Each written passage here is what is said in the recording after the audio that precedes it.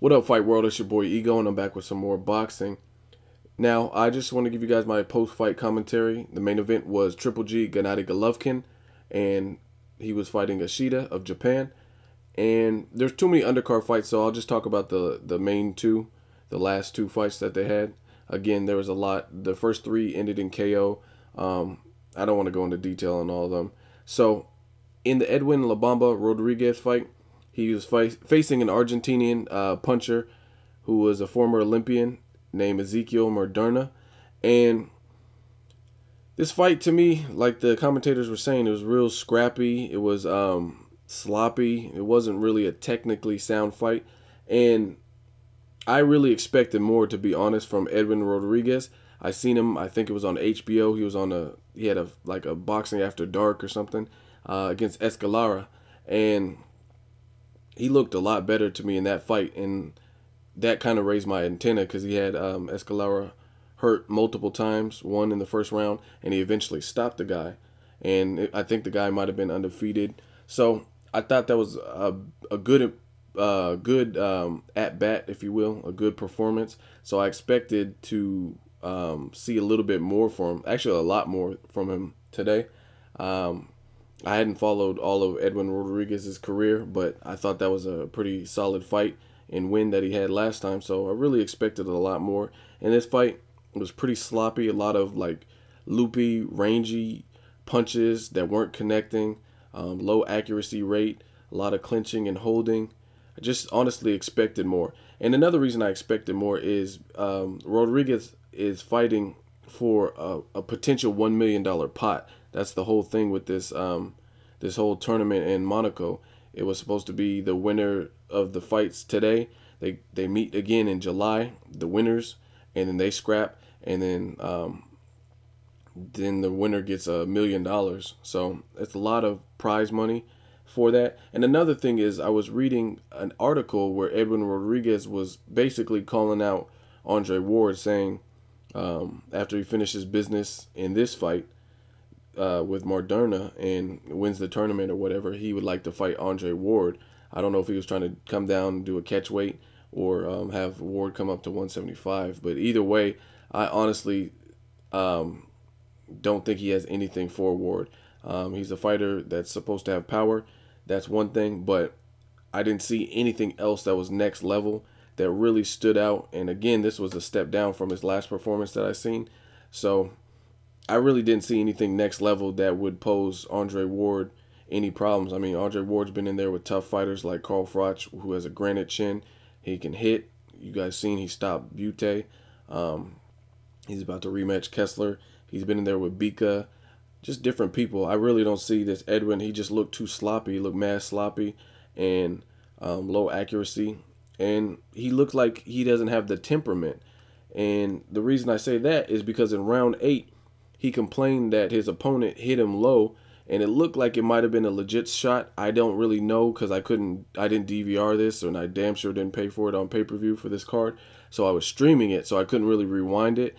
But it didn't look like significantly low. And it looks like he retaliated, and he hit the dude in the dick in round 8, like on purpose. And the reason I know it's on purpose is because it was a deliberate, it was like Zab Judah versus Mayweather. It was pretty, it was on the button. Like he hit directly there, and this is right after he complained. So it doesn't take rocket science to understand that this is retaliation. If I'm a blood and then I kill a Crip, and then all of a sudden like some Crips shoot up my house, then it doesn't take a genius to figure it out. Okay, I did this to them, now they're retaliating. So furthermore, at the end of the fight, when they were asking him questions doing the post-fight interview, he did win, by the way, via unanimous decision. When they were talking to Rodriguez, he says that he let the game get the best of him. He was complaining, and basically he admitted that he was frustrated. He didn't really outright say it, but he said, "I'm sorry," and he said, "I let the game get the best of me," when they asked if he did it on purpose. So he basically fessed up to it in so many words. Again, he lost points after that in another round. I don't even remember the round number, 9 or 10 maybe. It was a 10-round fight, so maybe it was round 9. He lost rounds for rabbit punching behind the head, and he still came out with the victory just because his opponent didn't really do enough to win those rounds, even with the point deductions. But again, he doesn't have nothing for Andre Ward, in my opinion. They were talking about making Rodriguez versus Kelly Pavlik. Now that's a fight that if Kelly Pavlik didn't retire, maybe he could win. But Kelly Pavlik's pretty solid himself, so I don't even know that he would win that. But in terms of Andre Ward versus Edwin Rodriguez, I really, really don't see him defeating Rodriguez. Just not enough tact. And then, like I said, the temperament. If you're going to let whatever happened get you so out of your game and frustrated that you're going to potentially get disqualified, because I'm talking about when he got the low blow, when the opponent received the low blow in round 8, he was squirming on the ground, and he took basically all of the 5 minutes to recover. Now, that's significant, and I don't blame him because it looked like he hit him dead on the penis. Like, it looked like he just targeted that, and he's a power puncher. He's known for power, so, I mean, I'm sure it did hurt. And they were saying if it went longer than 5 minutes and he couldn't continue, then Rodriguez would get disqualified, DQ'd for it, possibly.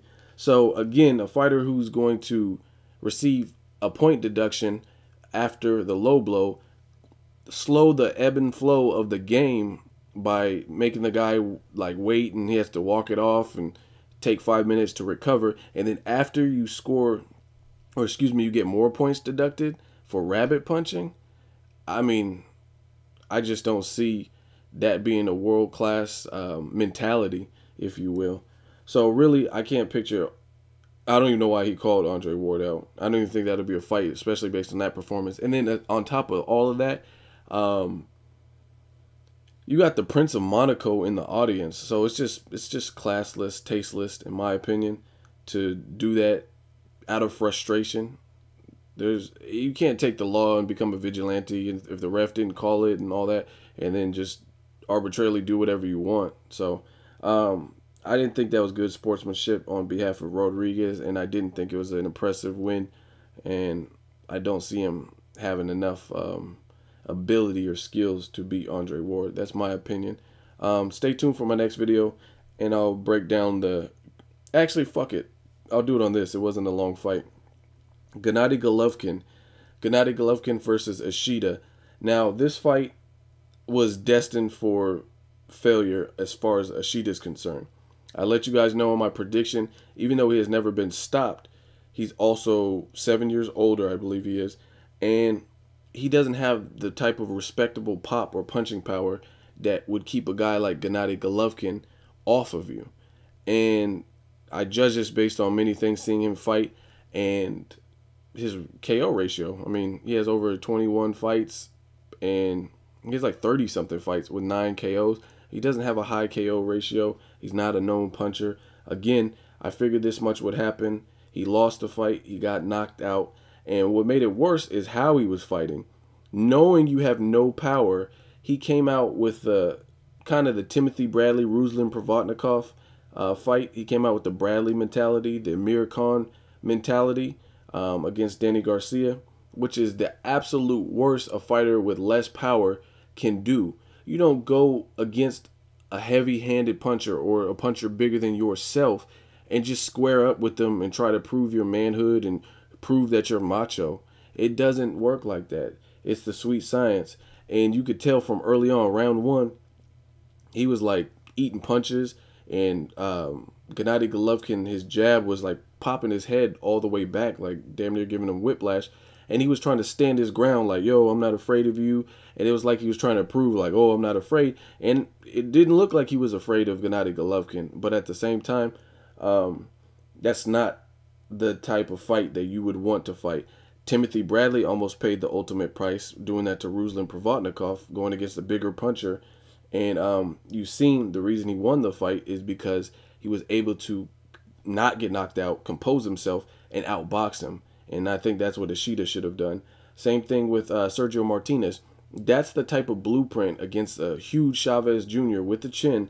That's the type of fight that I think Ishida, to have any level of chance, would have to embody. He would have to give Gennady Golovkin angles. He would have to outpoint him. He would have to just get his shots in and grind him down over time, if anything.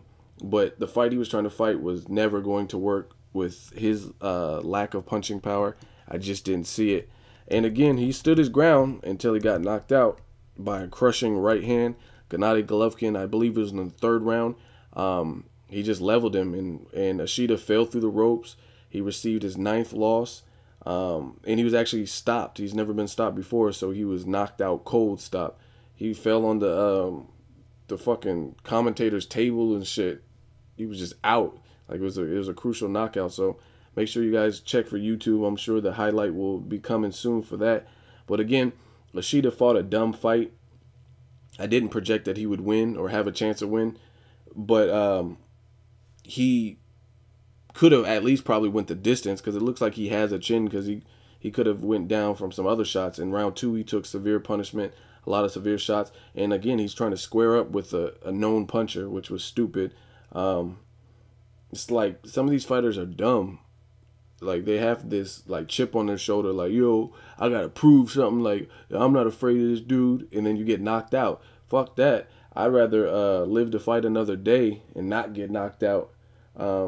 As I predicted in my prediction video, this is probably the type, and this is speculation, but this is the type of fight, like I said, that Ishida will probably retire. 37, you just got fucked up, knocked out through the ropes, fell on fucking table. There's like mechanical pencils on his fucking ear and shit. He got bodied. I mean, there's no other way to say it. So, again, I probably see him retiring, just like I said in my prediction video. As far as Gennady Golovkin, he did what he had to do. The fighter was taller, didn't fight like a taller fighter. He didn't really establish a jab or angles or lateral movement. So, I mean, he deserved to get knocked out. That's what's going to happen if you don't know your own strengths and your own weaknesses. As far as Gennady Golovkin, like I said in my prediction video, it was an impressive knockout. He did what he had to do, but it's not that impressive of a win because he was the 50-1 favorite. I mean, nobody had faith in this. To me, I'm more impressed with people like Timothy Bradley against Ruslan Provodnikov, someone who probably should have gotten knocked out had he had just the slightest bit of less chin. He would have got knocked out. Like a fighter with just a little less of a chin would have got knocked out. Timothy Bradley endured that storm in rounds 1, 2, 6, and 12 and still won. I respect that a lot more. Danny Garcia, he was the underdog against Amir Khan, and he rose to the occasion, knocked Khan out, TKO. I respect that. But as far as Gennady Golovkin, this was a fight he was expected to win. His opponent didn't really offer many real threats in terms of his resume and what he can do. And like I said in the prediction video, beating Kirkland, it's an accomplishment for your highlight reel and it's good for your resume. But Kirkland beats himself a lot of times because he doesn't train right. He has all these issues outside of the ring.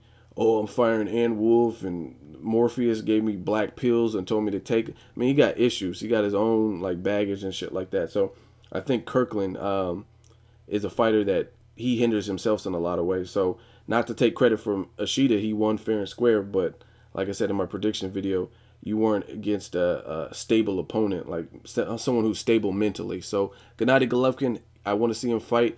I think Sergio Martinez would be a hell of a fight because Sergio Martinez is, one, he has a pop and he can punch himself, and he's not going to just stand in front of you and let you clubber lang him like Ishida did. And I mean, Sergio got caught by Chavez Jr., but that's a little bit different because for 11.5 rounds, Chavez Jr. virtually did nothing to make Sergio fear him. He did nothing to make Sergio respect his punch. So he got careless and he got caught. That makes more sense. But Ishida, you're in round 1. You haven't even felt this guy's power or felt him out to see what you can do, and you're trying to square up and stand your ground, so to speak. So I thought it was a dumb fight for Ishida. I expected this much. Gennady Golovkin, he's definitely an entertaining fighter. Still no head movement. His footwork's not that great. So I just got to see him. I want to see them fight somebody who's a ranked middleweight. Chavez Jr., Sergio Martinez, Peter Quillen. That's the fights I want to see. Fuck these tune-up fights and Gabriel Rosado coming up in weight fights. I need to see him fight someone who's a ranked middleweight, who's comfortable with 160, like Sergio Martinez, Chavez, or Peter Quillen. Those are all perfect examples. They either have a title, or they have a punch, or they have a chin, or they have multiple things. So those are the fights I want to see for Gennady Golovkin to really assess where he's at professionally. And that's all I got to say. So I can't wait for the rest of the fights tonight. Let me know what you guys thought. If you did watch the fight, until next videos, Ego signing off.